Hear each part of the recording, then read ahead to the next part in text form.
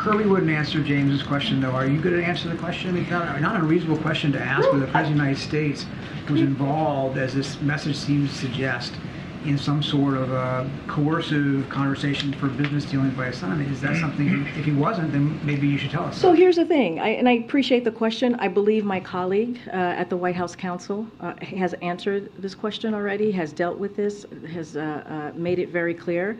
I just don't have anything to share outside of what my colleagues have shared, and so I would refer you to him and the DOJ. Just not going to comment from here.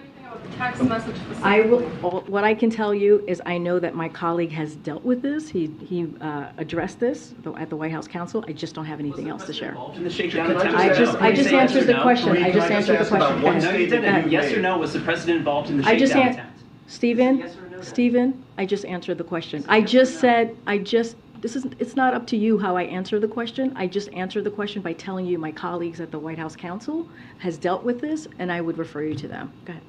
Can you just remind us what your colleague said from the White House Counsel so we have it? I would refer you to them, and they will share their statement with all of you. My question is about your statements from that podium. You've stated that the president stands by his comment from the 2020 campaign that he never once discussed his son's overseas business dealings with his son.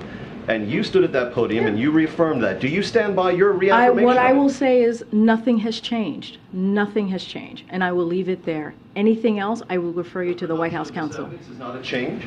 I just answered the question. You just asked me, does my statement change? I just told you nothing has changed. That's answering the question. Go ahead. Go ahead. The president was there 2 days prior. Go ahead, prior. Stephen. I'm calling on your colleague right now. Go ahead. Thank you. To follow up on my colleague, is there anything that you can say with regard to this text message and what the president's son was alleging? Was the president there or not? I would refer you to my colleagues at the White House Counsel. They have addressed this, and I refer you to them.